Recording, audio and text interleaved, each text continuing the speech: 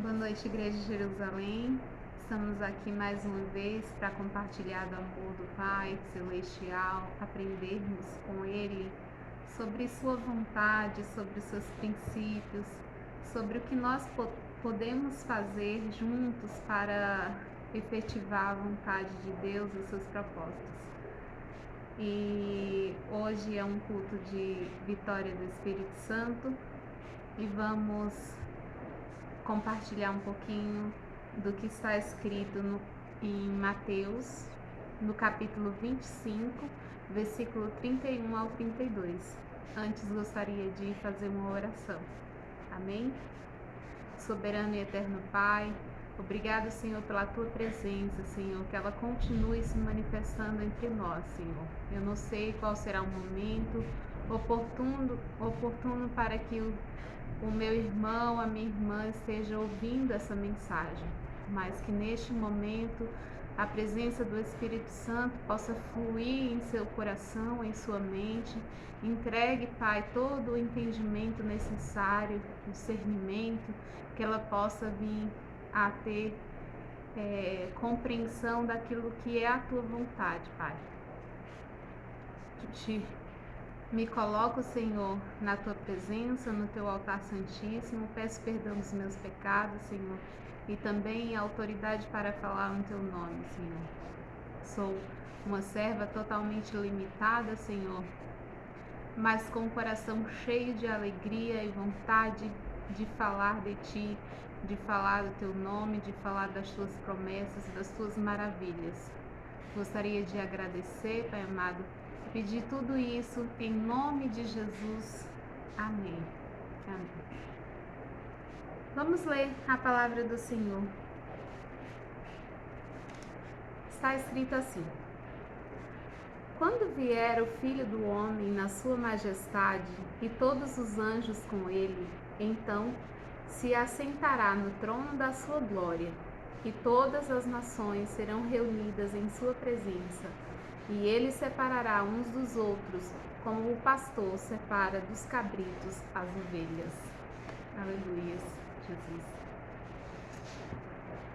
Amados, a palavra do Senhor, a mensagem hoje, eu escolhi como tema: um dia em que ele voltará, qual deve ser o nosso sentimento? Amados, essa é uma promessa, uma das mais edificantes na história do povo de Deus, e também o nosso foco, o nosso alvo, o nosso propósito central como cristãos, como filhos de Deus, é ter o coração cheio dessa esperança de que Jesus, ele voltará, porque foi ele mesmo que falou. E não raramente nós podemos encontrar em diversos livros da Bíblia que fala sobre essa promessa.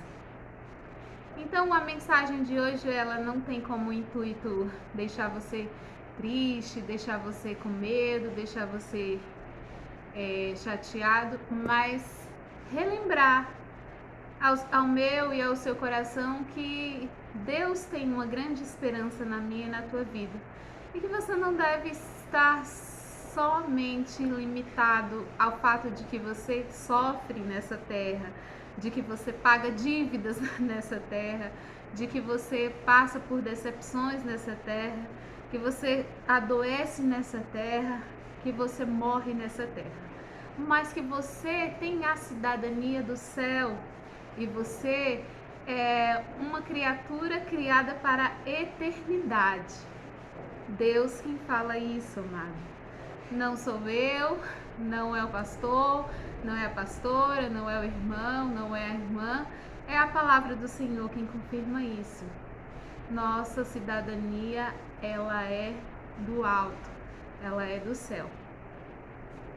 Mas nós não devemos estar ignorantes de que todos os fatos, acontecimentos que temos visto hoje em dia, noticiados aí por meio da mídia, que estamos caminhando para o cumprimento dessa promessa. E é importante destacar que não foi revelado nem dia e nem hora, mas uma exortação a de que nós, filhos, devemos ser encontrados vigilantes. Então Deus, ele separa esse momento de nos entregar essa exortação. Seja encontrado firme e forte e vigilante, porque você não está ignorante dessa grande promessa de Deus. Você não é um desconhecido dessa grande promessa de Deus, mas você é um filho que espera a volta do seu Pai Celestial.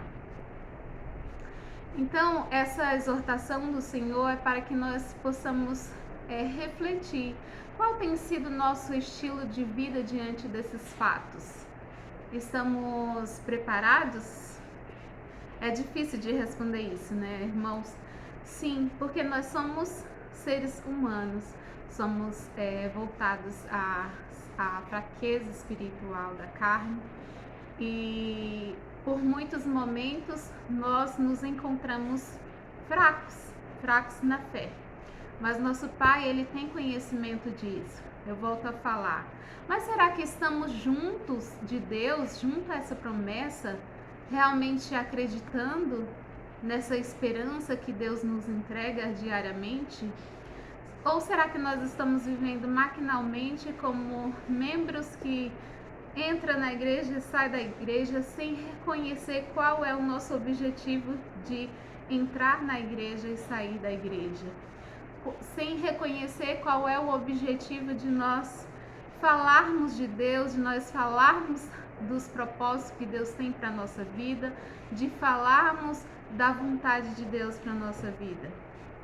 Será que nós estamos vivendo por viver ou nós estamos vivendo por esperar a promessa que Deus tem na nossa vida? Será que essa notícia da vinda de Cristo, ela nos deixa verdadeiramente felizes ou nos deixa amedrontados, tristes, com medo mesmo? Então, amados, esta é uma resposta que você dará ao seu coração, porque Deus, ele sempre nos dá uma oportunidade, ele sempre nos traz à memória o que nós devemos fazer para progredir, para crescer espiritualmente com ele. Vamos falar um pouquinho sobre o que a Bíblia nos ensina a respeito desse dia. E a Bíblia, irmãos, ela ensina que esse dia ele deve ser tratado como um dia de consolo para as nossas vidas, um dia de consolo para a vida do cristão. E que tudo que nós experimentamos de negativo, de ruim aqui nessa terra, difícil de entender, faz parte da nossa preparação para a eternidade. Como eu já havia falado, nossa cidadania é do céu e não daqui.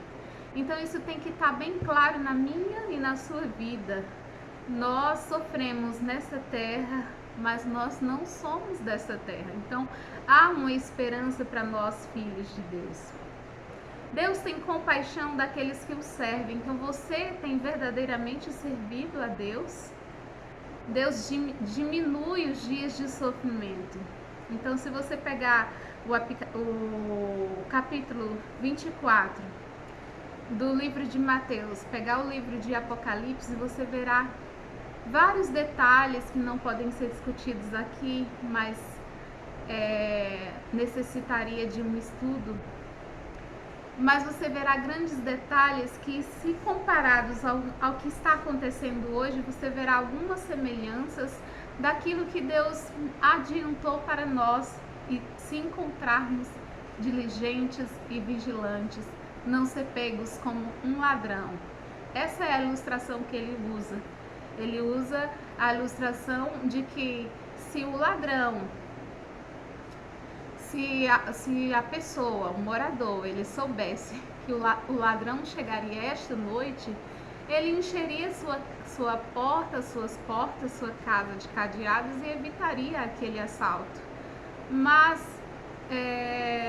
se ele não sabe, ele vai encontrar em negligência, e assim será fácil para o ladrão chegar e roubar sua casa. E não é assim que Jesus quer nos pegar, sem essa vigilância. Deus quer nos achar totalmente santificados, purificados com a graça e a alegria de estar esperando um Pai Celestial, de estar esperando nossa esperança como filhos de Deus. E será que o Senhor vem? Será que Ele vem? Você já se perguntou, você já duvidou dessa esperança de Deus na sua vida? Será que você já questionou tudo isso que você está vivendo? Mas isso não é um pecado, porém a resposta é de que nós não devemos duvidar dessa promessa, pois Deus não pode mentir. Certa ocasião, Abacuque, lá no seu capítulo 2, ele questionou a Deus sobre uma promessa, uma respectiva promessa que ele tinha feito. E sabe qual a resposta de Deus? A resposta foi de que ainda não tinha chegado o tempo daquela promessa acontecer, mas que ele não desacreditasse, mas apenas esperasse. Então, talvez Deus esteja falando isso para mim e para você. Não desacredite, apenas espere. Ainda não chegou o tempo certo, mas certamente acontecerá. Então, isso deve alegrar os nossos corações. Nós temos uma grande esperança de que vivermos eternamente uma vida de paz, de amor, de alegria junto ao nosso Pai Celestial. Então, apenas espere. Amado, Satanás tem trabalhado incansavelmente para nos distrair a respeito dessa promessa, para roubar nossa atenção. Lá no início do capítulo 24, Jesus ele compara a volta dele aos dias de Noé, aos dias daquele dilúvio, em que as pessoas se encontravam distraídas, comiam, casavam, se davam em casamento, mas quando perceberam um piscar de olhos, já estavam sendo inundados e afogados, e sem poder participar daquele momento de salvação, porque não tiveram vigilância, não acreditaram. Então, amados, Satanás ele usa armadilhas para nos roubar essa atenção, usa a distração do povo. Elas ficam ligadas às coisas materiais, ligadas aos sofrimentos da terra. Não buscam sabedoria, não buscam conhecer a Deus e a sua palavra, e assim alimentam mais a carne do que o espírito, e não conseguem compreender, não conseguem alcançar a sensibilidade de ouvir o Espírito Santo para exercitar essa esperança de acreditar em dias melhores, em um tempo melhor que foi prometido para os filhos de Deus. Então, será que é falta de entendimento ou falta de santificação? Amados, a falta de entendimento, ela está basicamente ligada com a falta de quanto conhecimento que você tem recebido. Então, nós estamos sempre em convívio com a palavra de Deus, em convívio com os irmãos, em convívio com os estudos da palavra do Senhor. Nós somos filhos, nós conhecemos a verdade sobre a vida cristã. Nós estamos sempre buscando, sempre procurando a ensinar, procurando aprender. Mas será que não está ligada totalmente à nossa falta de santificação? O quanto você tem buscado a purificação, buscado a santificação dos seus atos, da sua vida, para que você possa sentir cada vez mais a voz de Deus no seu coração, na sua mente, falando, instruindo o que exatamente, especificamente você tem que fazer, o que você precisa renunciar, o que você ainda não confessou ao Senhor que te tira dos caminhos. Então, amados, será falta de entendimento ou falta de santificação? Então, amados, devemos buscar a santificação. A verdade é que o nosso fortalecimento está relacionado com a vinda do Senhor. Então, quanto mais nós acreditamos na vinda de Deus, mais nós nos fortalecemos para nos mantermos de pé, lutando como soldados de Cristo, buscando as promessas, acreditando cada vez mais na verdade que Deus mostra para nós. Se não buscarmos essas verdades, nós somos como bexigas vazias, alimentando somente a carne e vivendo para sermos cidadãos do mundo, que não é verdade. Nossa cidadania é do céu. Por isso a importância de nos santificarmos.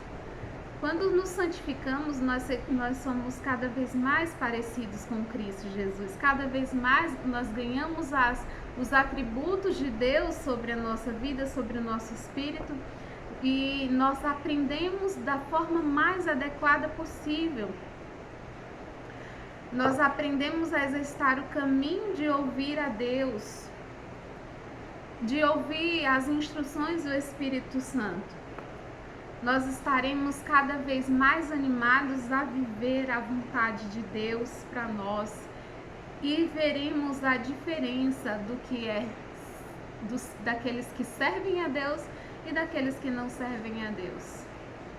Então, amados, é importante, extremamente importante, Jesus nos encontrar vigilantes, porque não é por falta de exortação, não é por falta de amor, não é por falta de paciência e compaixão, misericórdia do Senhor. Não, porque pela graça Ele vem, nos relembra, Ele vem como Pai Celestial, nos pega no colo, Ele fala, Ele avisa, Ele exorta, Ele muitas vezes disciplina, mas Ele sempre nos leva ao propósito central, que é de nós termos essa grande esperança no coração. Ele voltará um dia. Qual deve ser o seu sentimento? Sentimento de amor, de alegria e de paz. De paz. Aquiete seu coração sobre todas as dificuldades, sobre todos os desesperos, sobre todos os acontecimentos ruins que tem te assustado neste mundo. Porque você é um cidadão do céu, escolhido por Deus, e você tem uma esperança de viver a eternidade que Deus tem para mim e para a sua vida. Então, tenha uma boa noite, que a presença do Espírito Santo continue confirmando essa promessa no seu coração, que você tenha esse entendimento de receber, essa compreensão de entender o que Deus quis tratar conosco. Tenha esperança, encha o seu coração de esperança. A vinda do Senhor não deve ser encarada como um medo, como uma tristeza, mas sim como um momento em que Deus quer nos recompensar sobre todas as dificuldades que nós passamos nos dias de hoje, nos nossos dias contínuos. Então, Deus quer tirar todo esse sofrimento do teu coração, para você viver plenamente feliz. Então, apenas acredite, nunca desacredite, apenas espere. Deus, Ele não pode mentir, Ele cumprirá tudo que tem falado para nós. Amém? Glórias a Deus, uma boa noite a todos. Que o grande amor do nosso Deus e Pai, que a graça salvadora do nosso Senhor Jesus Cristo e que as ricas e preciosas consolações do Espírito Santo de Deus seja com cada um de vós, hoje e para sempre. Fiquem na paz do Senhor Jesus.